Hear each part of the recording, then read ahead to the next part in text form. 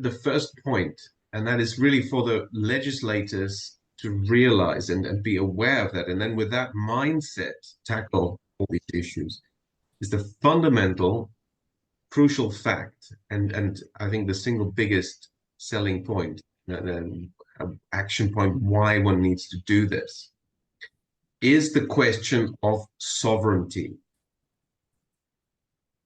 It's already written in Proverbs. We're talking about several thousand years ago. Proverbs 22:7 says, the borrower is servant to the lender. Now, of course, politicians and political leaders are supposed to be servants of the sovereign, the people, but not of the bankers.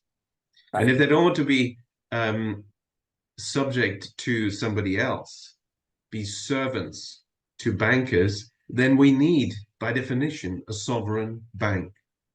Because if you don't have a sovereign bank, if a state doesn't have one or several sovereign banks, I mean, there could be several. And the question should actually be, okay, how many?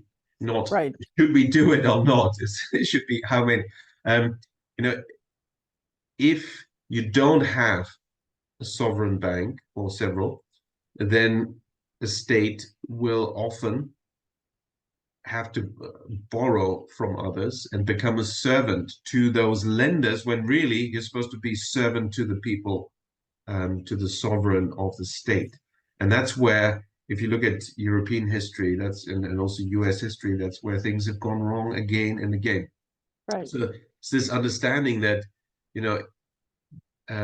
banks have an important function. They create the money. They literally create the money supply.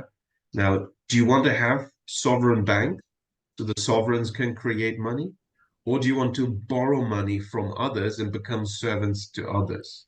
That is the Right. fundamental question. And so when people, once they realize that, then already it should be a no-brainer just on that basis, without many of the, without the many other good reasons why you want to have this. That alone should be the key point to convince them that we need this, and only then can a state be sovereign. If you Right. are servant to others, then you can't serve your people, and the state can't function. And that's in many countries, and national, on a national level, is actually a major problem. They Right. can't serve their people anymore, whether it's Right. developing countries or many European countries, because they're serving the bankers. Two issues. I would love to see this happen throughout Europe, throughout the world. Exactly. And the reason we're talking about US states right now is because the US enjoys Constitution. And under the Constitution, the states have the power to do this, which they don't necessarily right now in the EU, number one. But number two, the Fed is still a creature of Congress under the Constitution.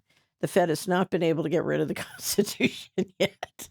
So, and that's one of the reasons we work to preserve it. But that's one of the reasons right now that we're focused on the US, because the states do enjoy that power and can act absolutely now freely.